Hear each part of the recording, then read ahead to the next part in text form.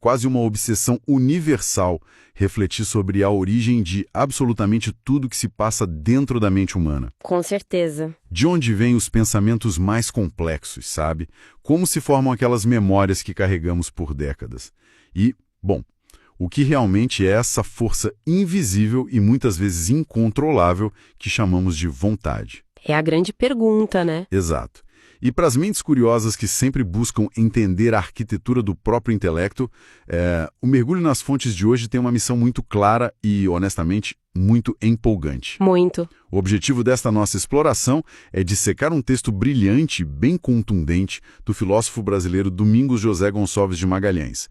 É um material que desconstrói, assim, peça por peça, engrenagem por engrenagem, uma das teorias mais radicais da história da filosofia. Um movimento conhecido como sensualismo. Isso, um movimento encabeçado por um pensador francês chamado Condillac. E, para situar quem acompanha esta nossa análise, é fundamental entender o cenário da época. Condillac foi um discípulo do famoso filósofo inglês John Locke. Locke já falava sobre como a experiência molda a mente, mas o Condillac decidiu levar as ideias do mestre a um extremo absoluto. Um extremo mesmo. A ambição dele, que é detalhada minuciosamente em obras de peso como o Ensaio sobre a Origem dos Conhecimentos Humanos e principalmente no seu famoso Tratado das Sensações, era simplificar a filosofia ao máximo possível. Ele queria achar a raiz de tudo. Exatamente. Ele queria encontrar uma única raiz para toda a complexidade humana.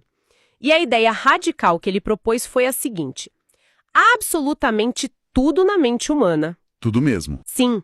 A capacidade de focar a atenção em algo, a memória de infância, a capacidade de julgar o certo e o errado, os desejos mais profundos e até a vontade de agir. Tudo isso derivaria de uma única e exclusiva fonte. A sensação física. A sensação física. Para o sensualismo, a mente seria essencialmente uma esponja vazia que apenas absorve o mundo externo sem ter absolutamente nada de próprio para contribuir. Mas olha, só para esclarecer antes de avançarmos, quando se fala em sensualismo nesse contexto filosófico, não tem nada a ver com o sentido moderno da palavra, certo? Não, nada a ver. Estamos falando estritamente dos 5 sentidos físicos: visão, audição, tato, olfato e paladar. A ideia de que se o ser humano não tivesse olhos, ouvidos ou pele, a mente seria um completo vazio, uma escuridão sem nenhum pensamento. Essa é a premissa central. Sem os estímulos externos batendo na porta dos sentidos, a mente simplesmente não existiria como a conhecemos. Toda a vida interior seria apenas um eco das coisas físicas tocando o corpo. E é exatamente essa ideia de que a mente é apenas uma esponja passiva, um mero receptáculo de estímulos físicos, que o Magalhães vai desafiar de uma forma extremamente elegante no texto que estamos analisando. Fica o convite para embarcar nessa jornada filosófica e descobrir por que a estrutura mental é muito, muito mais formidável do que isso. É fascinante. Ok, vamos desvendar isso.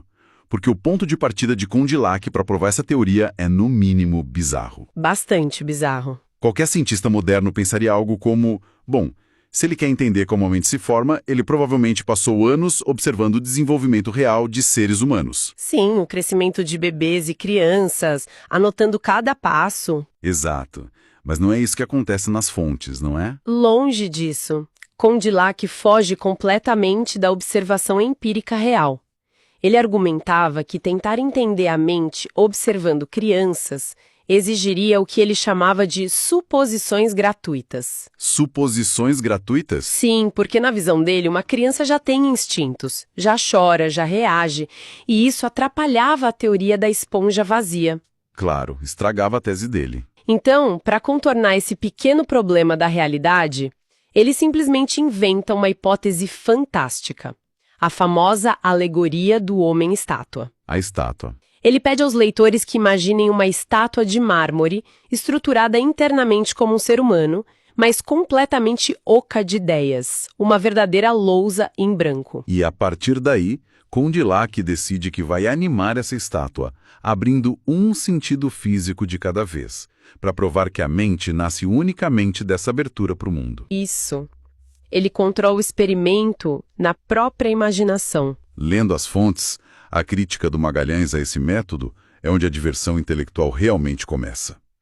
O Magalhães basicamente diz que o Condillac agiu como um biólogo que, achando muito difícil e confuso estudar a anatomia e o comportamento de um urso de verdade na floresta, decide que vai estudar a natureza animal usando um urso de pelúcia. Ou uma estátua de pedra. É um salto lógico gigantesco e quase cômico. Como alguém espera descobrir os segredos da natureza humana, ignorando os humanos de carne e osso e criando uma fantasia na própria cabeça? O que é fascinante é a ironia colossal apontada por Magalhães. É um erro lógico profundo logo na largada. Condillac começa pelo fim. Como assim, pelo fim? Criar uma estátua imaginária que funciona exatamente dessa forma não prova nada sobre a biologia ou a psicologia real. É uma profecia autorrealizável. Exatamente. É partir do desconhecido e do puramente imaginário para tentar ditar as regras da realidade concreta do entendimento humano. Magalhães expõe que essa fundação é construída no ar. Aqui é que a coisa fica realmente interessante. Porque a forma como o Condillac tenta fazer essa estátua ganhar vida, nos textos dele parece um truque de mágica de salão, uma espécie de falsa alquimia. Uma ilusão. O roteiro dele é mais ou menos assim. A estátua está lá, inerte. Condillac decide abrir apenas o sentido do olfato dela e apresenta uma rosa. Apenas o cheiro. Segundo o filósofo francês, nesse momento, a estátua não apenas sente o cheiro. Ela literalmente é o cheiro da rosa.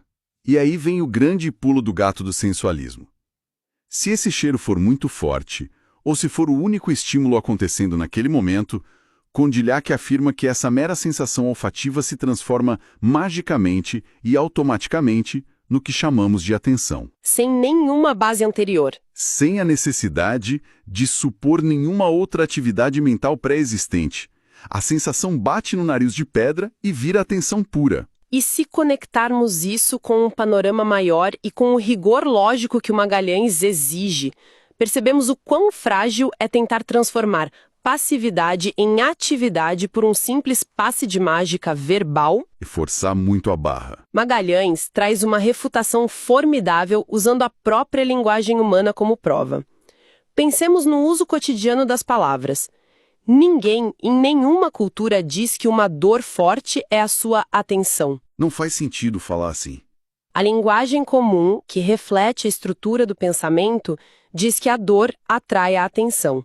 Ou dizemos que fazemos um esforço ativo para desviar a atenção de um cheiro ruim ou de um som irritante. Ou seja, a atenção é uma força que pode ir contra a sensação. Preciso sublinhar esse ponto porque é a chave da crítica de Magalhães. Prestamos atenção voluntariamente a um sussurro, ignorando um barulho alto ao redor. Isso é verdade. Focamos no que queremos. Isso demonstra inequivocamente que a atenção não é apenas uma sensação passiva que sofreu uma metamorfose porque era muito forte. A atenção é uma força ativa, espontânea e diretiva da mente. Ela julga, escolhe e pode resistir à sensação. Sem uma faculdade ativa pré-existente, a estátua seria eternamente bombardeada por cheiros e sons, mas continuaria eternamente passiva. Apenas receber um impacto não cria a capacidade de focar nesse impacto. E a tentativa do Condillac de esticar essa teoria não para no foco ou na atenção. Ele tenta usar a mesma receita de bolo para explicar algo ainda mais complexo, a memória. Aí a teoria desmorona de vez. Segundo a teoria da estátua, a memória não seria uma capacidade autônoma do cérebro. Para sensualismo, a memória é apenas uma sensação que aconteceu no passado e que de alguma forma continua ecoando e se mistura com uma sensação que está acontecendo no presente. Como uma vibração que não acaba. É como se o cheiro da rosa de ontem ainda estivesse flutuando na cabeça de pedra para se encontrar com o cheiro do cravo de hoje. E é nesse momento que Magalhães abandona a teoria pura e desce para a realidade clínica, rebatendo essa ideia de forma devastadora. Para provar que a memória não é apenas uma sensação que se prolonga, Magalhães relata histórias reais, documentadas e profundamente trágicas de amnésia severa. Os relatos médicos trazidos nas fontes são de arrepiar, de verdade, porque mostram o terror de uma mente fragmentada. O primeiro caso é impressionante. Tem esse primeiro caso, de um homem que sofreu um trauma e esqueceu absolutamente todas as palavras. O nome dos objetos, o nome dos familiares, até o próprio nome. A tragédia é que os sentidos físicos dele estavam perfeitos. A audição funcionava? Perfeitamente. O texto descreve que ele ouvia claramente quando chamavam. Se alguém dissesse uma palavra para ele, ele a repetia em voz alta, abrindo um sorriso de alegria, achando que tinha reaprendido. Mas durava muito pouco. 1 ou 2 segundos depois, ele batia na própria testa em total desespero. A palavra simplesmente tinha desaparecido no ar.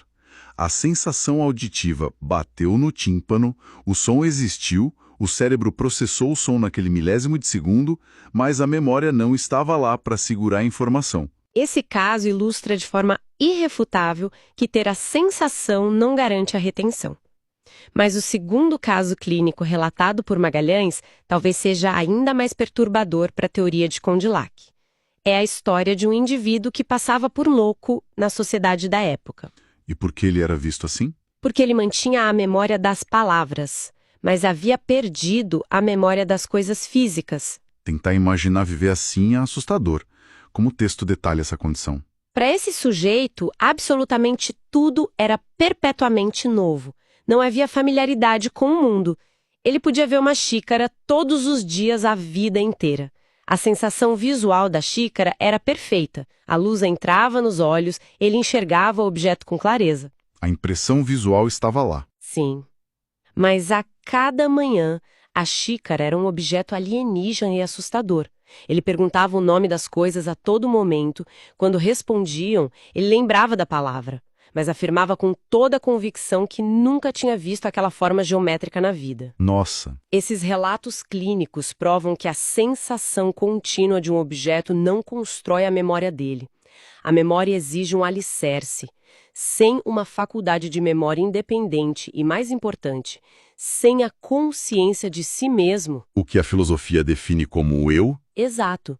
Sem o eu, não existe o conceito de duração. Faz todo sentido. Lendo as entrelinhas dessa crítica, Magalhães chega a uma conclusão que parece um paradoxo temporal. Como assim? Para um ser que não tem essa faculdade de memória pré-existente, uma sensação contínua, digamos, ouvir uma nota musical tocando sem parar por um ano inteiro, pareceria sempre o primeiríssimo milésimo de segundo. O eterno agora. A mente não teria como saber que um segundo se passou, depois outro, depois outro. Não haveria acúmulo, não haveria passado para comparar, não haveria um presente com contexto. Sem um eu estruturado que existe antes que a primeira sensação aconteça, é impossível que essas sensações construam uma história de vida. É a imagem perfeita. A mente de Condillac é um balde furado onde a água entra e sai instantaneamente. E a partir desse colapso na tentativa de explicar a memória e a atenção, a teoria do sensualismo enfrenta seu maior e mais perigoso desafio, quando tenta explicar o comportamento moral e as ações humanas no mundo. A parte mais densa da análise. Porque, insistindo em não recuar 1 milímetro de sua premissa original, Condillac tenta derivar as paixões, os sentimentos profundos e a própria vontade humana dessa mesma fonte física e passiva. Então, o que tudo isso significa na prática? Significa que entramos em um campo de batalha conceitual formidável. O conflito épico entre a vontade e o desejo. Uma distinção crucial. Na tentativa de simplificar o ser humano, Condillac define a vontade de uma maneira muito peculiar. Ele diz que a vontade é simplesmente um desejo absoluto. Apenas intensidade. Isso. Na visão dele, se uma pessoa diz, eu quero fazer tal coisa, isso significa apenas, eu desejo muito fazer tal coisa e calha de eu achar que consigo fazer. A ilusão de que temos controle ou livre-arbítrio viria apenas da crença momentânea de que o objeto desejado está ao nosso alcance. No fundo, para ele, somos pura passividade guiada por apetites.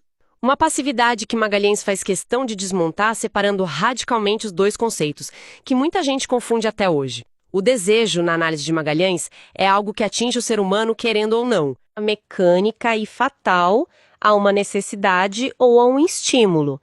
É sentir fome ao ver comida, é sentir medo diante do perigo, é buscar o calor no inverno. Nós sofremos o desejo. A vontade, por outro lado, pertence a uma categoria totalmente diferente.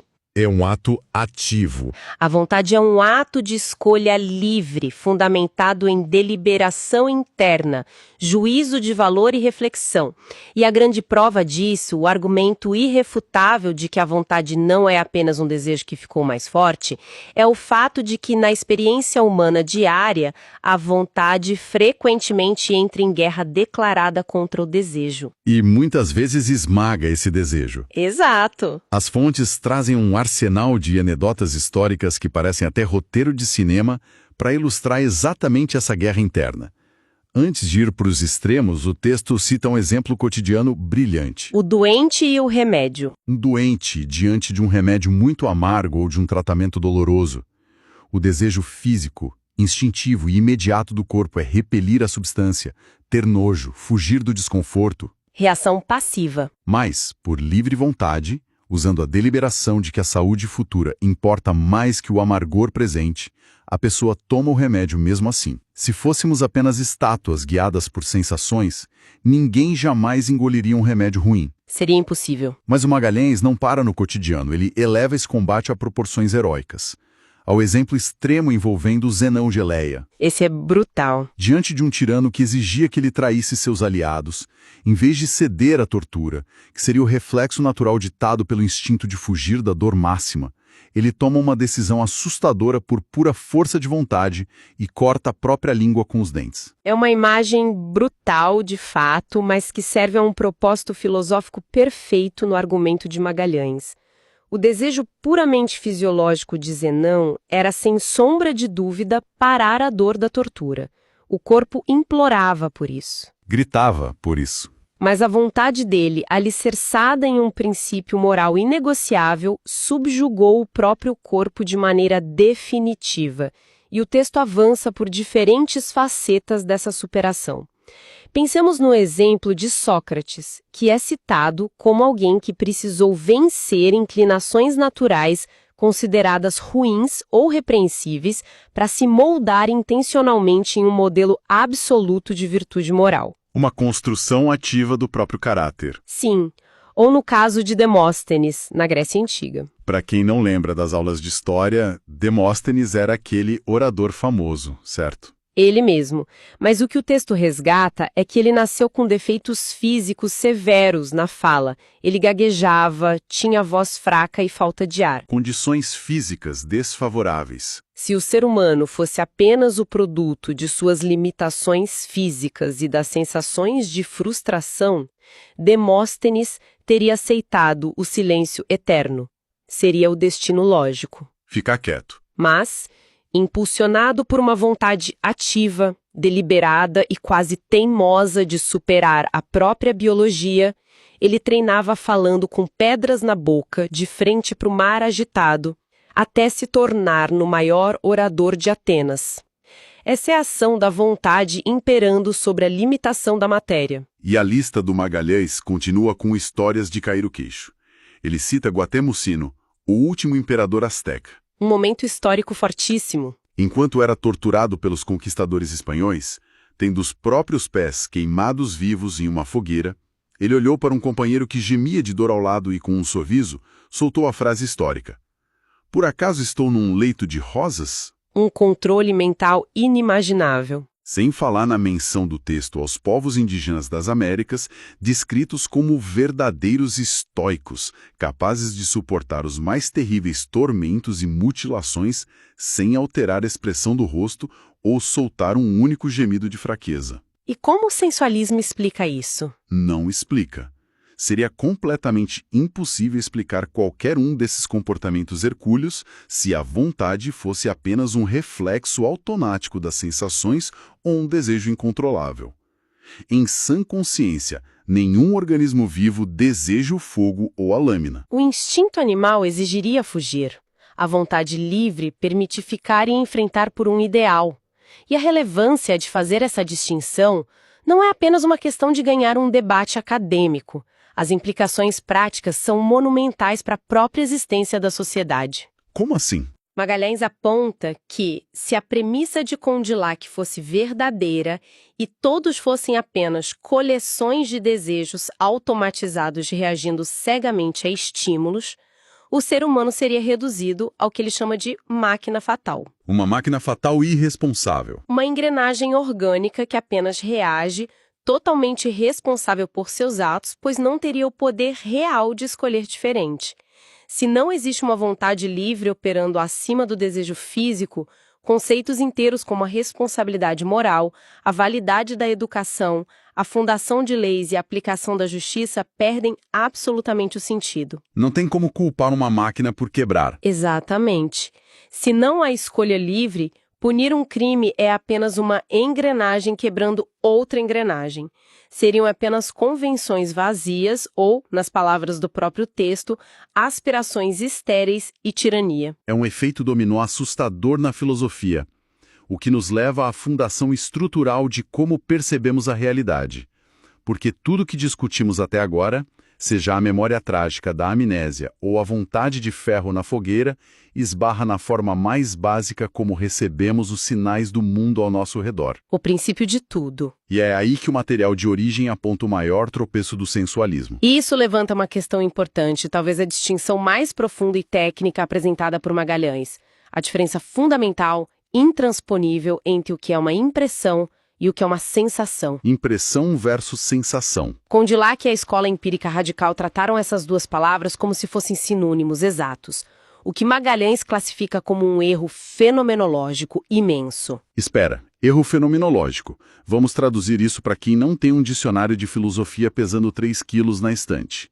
O que isso significa na prática, no dia a dia? Justo, é um termo denso. Basicamente, a fenomenologia se preocupa em estudar como nós, de fato, experimentamos as coisas internamente, na primeira pessoa. A nossa vivência. O erro fenomenológico do Condillac foi confundir a mecânica crua do corpo, tipo um botão elétrico sendo apertado por um dedo, com o que a mente realmente vivencia quando esse botão é apertado.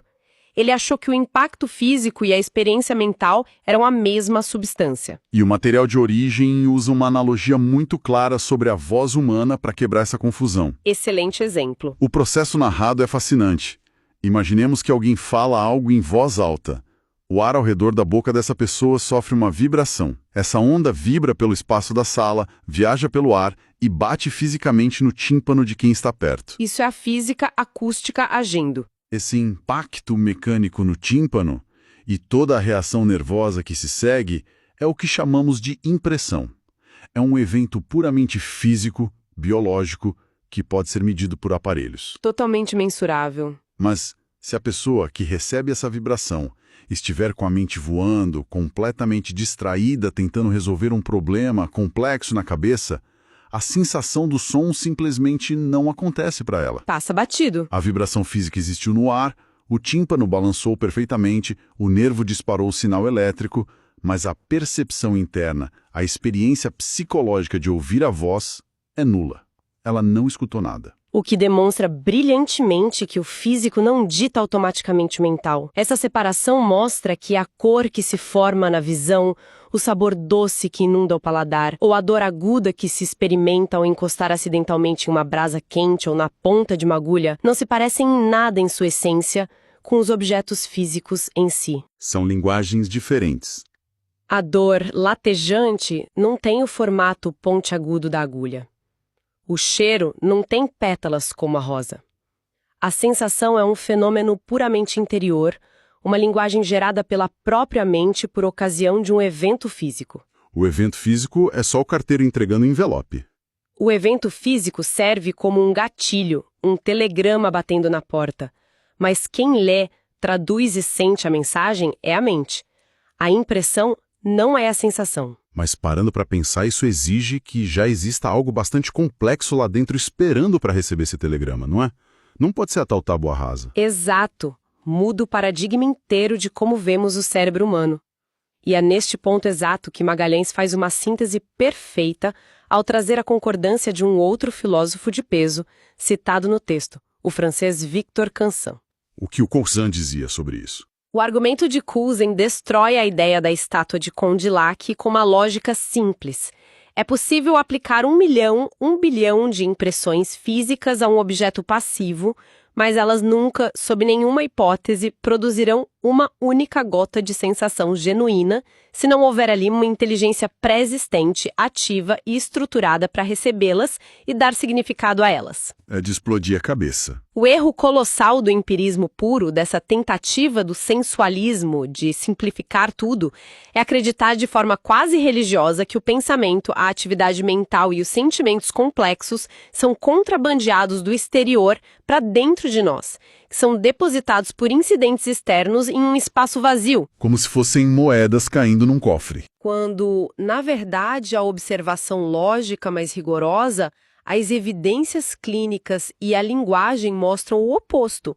Nós extraímos a capacidade de pensar, de ter vontade livre e de sentir sentimentos morais da nossa própria natureza interna, do nosso fundo inato e arquitetural. A impressão que dá é como tentar explicar o funcionamento de um espelho, focando horas e horas apenas nos raios de luz que batem nele. Boa analogia. Você pode medir a luz, a intensidade, a cor, mas isso ignora completamente o fato fundamental de que precisa existir uma superfície reflexiva, polida, preparada e intacta ali primeiro. Se jogar a mesma luz em um muro de tijolos escuros, a luz simplesmente é absorvida e some no escuro, não há reflexo. A mente precisa estar pronta antes que a luz bata. Para amarrar os pontos principais dessa nossa exploração tão rica, a grande descoberta que o Magalhães nos oferece ao refutar o sensualismo é o reconhecimento e a celebração da nossa própria complexidade inata.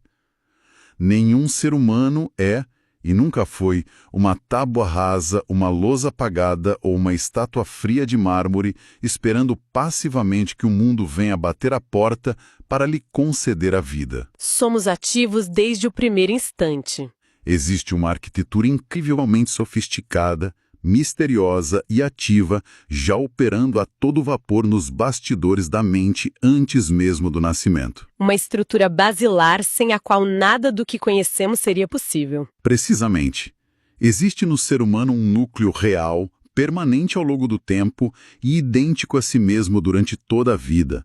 Aquilo que a filosofia tenta abarcar com a palavra o eu. O eu. O grande organizador de tudo. É um centro armado com consciência estruturada, capacidade de reter memória e uma força de vontade e atividade livre que precisa obrigatoriamente existir e estar de prontidão antes que qualquer um de nós possa sequer compreender ou, de fato, experienciar emocionalmente o cheiro suave daquela rosa hipotética do Condillac. Se não houvesse o eu. Sem esse eu grandioso postado antes da sensação, a sensação evapora no vazio absoluto como a palavra esquecida na mente daquele paciente amnésico. E considerando o peso de toda essa análise estrutural que demonstra por A mais B a impossibilidade de haver sensação genuína, memória que se acumula no tempo, aprendizado real e vontade autônoma, sem a pré-existência de uma consciência e de um eu ativo, é quase impossível não projetar a sombra desse debate do século XIX diretamente para um dos maiores e mais urgentes dilemas tecnológicos dos dias de hoje. Onde isso nos leva no mundo moderno? Falo naturalmente da nossa busca frenética e desenfreada pela inteligência artificial e pelas máquinas que simulam o comportamento humano. Nossa, isso joga o debate filosófico no meio dos servidores do Vale do Silício. O paralelo é inevitável, porque o que estamos fazendo hoje? Se continuarmos apenas alimentando sistemas e redes neurais gigantescas com bilhões, trilhões de impressões, entupindo essas máquinas com oceanos de dados externos, textos, estímulos visuais e regras matemáticas, será que a quantidade colossal dessas impressões um dia vai gerar a faísca da sensação real? Uma ótima provocação. Será que elas algum dia poderão realmente sentir a dor de um erro, o significado de uma palavra ou ter uma vontade própria e deliberada de agir no mundo? Ou será que, por mais conversadoras e sofisticadas que essas máquinas pareçam aos nossos olhos, elas estarão para sempre presas no papel trágico e passivo da estátua fria de Condillac? Imitando a vida, mas sem o eu. Imitando perfeitamente a dança da vida e os ecos da linguagem, mas permanecendo na sua essência uma carcaça vazia, sem um verdadeiro eu para chamar de seu. Fica essa enorme reflexão no ar, conectando uma disputa filosófica sobre o passado da mente humana com o futuro das mentes artificiais que estamos tentando criar. É sem dúvida um pensamento profundo e instigante para levar adiante.